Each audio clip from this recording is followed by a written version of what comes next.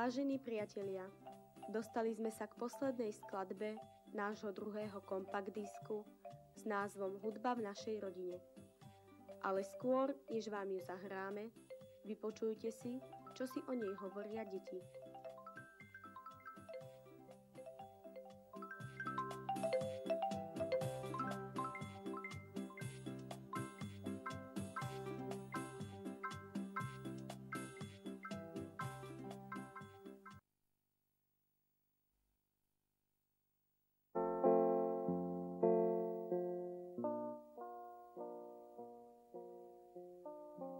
Mišino, pamätáš sa? Ešte sme boli celkom maličkí, keď sme našli v komore papiere, na ktorých boli linajky, vždy 5 pohromade, a tieto boli popísané čiarkami a bodkami. Pamätám. A vy ste hneď priniesli farebné corusky a pokreslili ste ich tak, že už na nich nič nebolo vidieť. A nakoniec ste všetky tieto papiere roztrhali. Asi za týždeň prišiel otco do komory a hľadal akési noty. Hneď sme došli na to, čo sme s notami porobili, ale vytrvalo sme mlčali, hľadiac zaťato do zeme. A otco došiel tiež záveru o osude nôd, ale mávol rukou a odišiel. No mňa to tak mrzelo, že som išla za ním a spýtala sa ho, čo bolo na tých papieroch či notách, a dozvedeli sme sa. Písal sa rok 1946, keď mal otco 18 rokov a chodil do 8. triedy piaristického gymnázia v Nitre.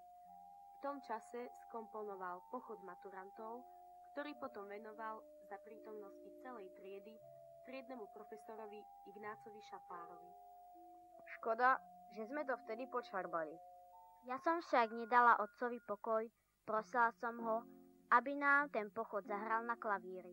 Ale vraj už sa na to nepamätá. Toľko sme žadonili, až si sadol ku klavíru a hral. Nám sa to páčilo, ale oco poznamenal, že to stačilo pre 18-ročného študenta, dnes by sa za takú jednoduchú skladbu hanbil. Deti, viete čo? Zahrajme si to aj my. Áno, poďme. Teda, Pochod maturantov z roku 1946, autorom je náš otci, doktor Eugen Jonáš.